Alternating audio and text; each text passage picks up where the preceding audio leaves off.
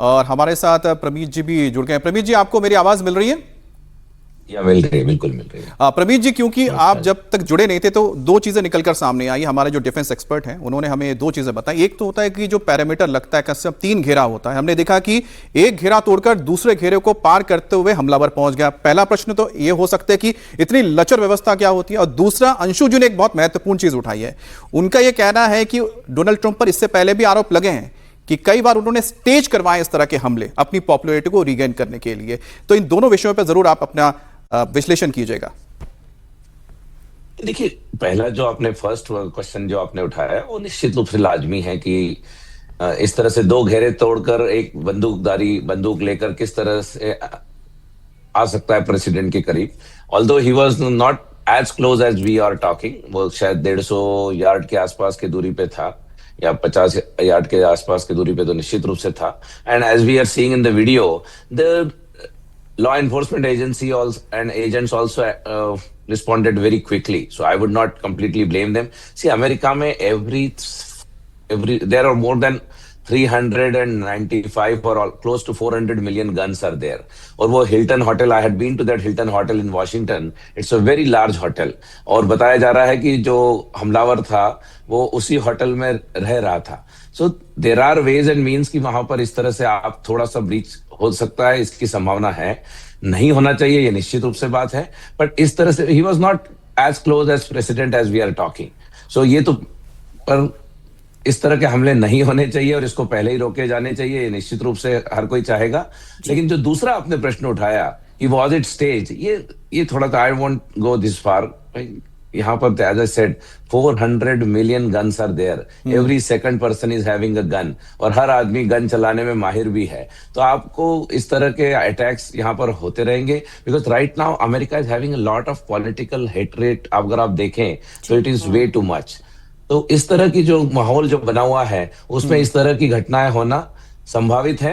और I think हमारे law enforcement agencies ने बड़े इफेक्टिवली और बड़े बहुत अच्छी बात बताई प्रमीत जी की वहां पर जिस तरह की हेट्रेड देखने को मिल रही है। लेकिन क्या एक डेमोक्रेसी के अंदर इतनी ज्यादा नफरत हो सकती है कि आपकी विचारधारा से अगर कोई सहमत नहीं है तो आपकी जान ले ले? इस पर आगे आपसे चर्चा करेंगे, लेकिन उससे पहले दीपिका, ये पहला मौका नहीं है जब प्रेसिडेंट ट्रंप पर इस तरह का हमला हुआ है, ऐसा अटैक हुआ है। इससे पहले भी हमने देखा 2024 में एक चुनावी रैली के दौरान भी ट्रंप पर हमला हो चुका है, और तब हमलावर ने ट्रंप पर काफी दूर से एक बिल्डिंग की छत से गोली चलाई थी जो उनके कान को छूती हुई वहां से निकल गई।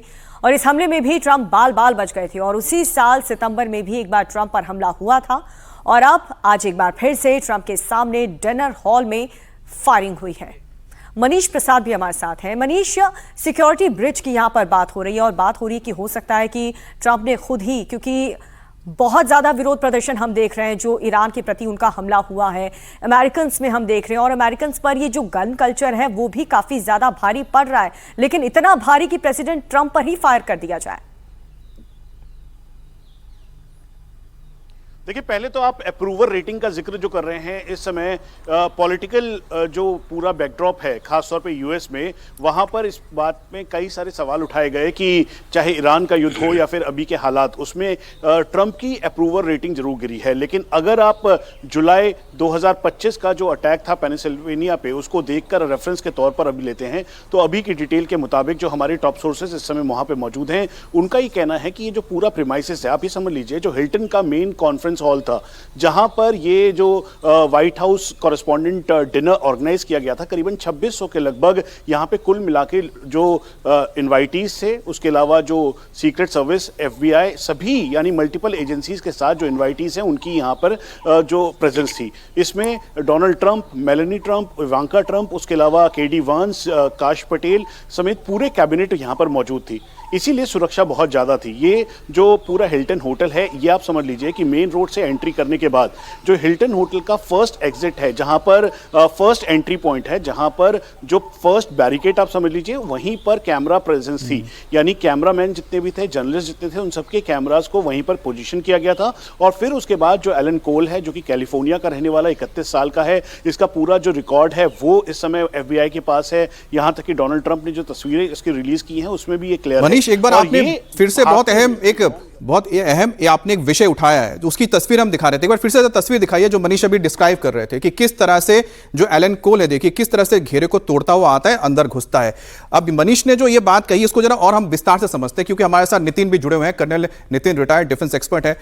कर्नल नितिन, ये जो तस्वीर हम दिखा रहे हैं, क्योंकि आप लोगों से हम यही समझना चाह रहे हैं कि सुरक्षा में ये सेंधमारी कैसे लग सकती है, कैसे मुमकिन है। हम, क्योंकि हमें तो समझ में इसलिए नहीं आता है क्योंकि हम जब देखते हैं भारत में किस तरह से जो बाहर पुलिस का घेरा होता है, फिर आपके पैरामिलिट्री फोर्सेस का घेरा होता है, फिर एसपीजी का घेरा होता है, फिर एक इंटरनल और एक एसपीजी का घेरा होता है।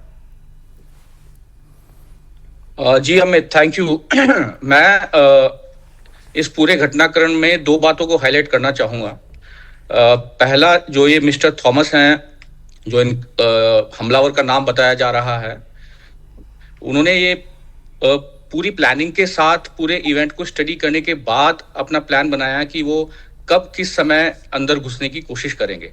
जैसा कि हमने अभी सुना बाकी एक्सपर्ट से कि ये जो हादसा है ये मिडिल कॉर्डन में हुआ है। सो आउटर कॉर्डन, उसके बाद मिडिल एंड फिर इनर। सो मिडिल कॉर्डन में अगर आप ये तस्वीरें भी देखें तो सबसे ज्यादा एक्टिविटी तब होती है जब वहां पे स्क्रूटनी होती है इवेंट से पहले लोगों के अंदर आने के लिए। सो वो सब हो चुका है, इवेंट स्टार्ट हो चुका है, तो हमलावर को पता था कि क्या टाइमिंग है इवेंट का, किस टाइम पर क्या होने वाला है। और उसको पता है कि जब इवेंट शुरू हो जाता है तो जो मिडिल कॉर्डन वाले लोग हैं उनका काम कम हो जाता है, वो थोड़ा रिलैक्स हो जाते हैं। यही वो समय है जो उसने चुना अंदर आने के लिए। जी। दूसरा जो पॉइंट एनालिसिस मेरा ये बोलता है कि उसके पास जो हथियार है वो कोई राइफल नहीं था, कोई पिस्टल नहीं था, वो एक शॉटगन इस्तेमाल कर रहा है। बिल्कुल बिल्कुल शॉटगन का इस्तेमाल करके यहाँ पर अटैक किया गया है।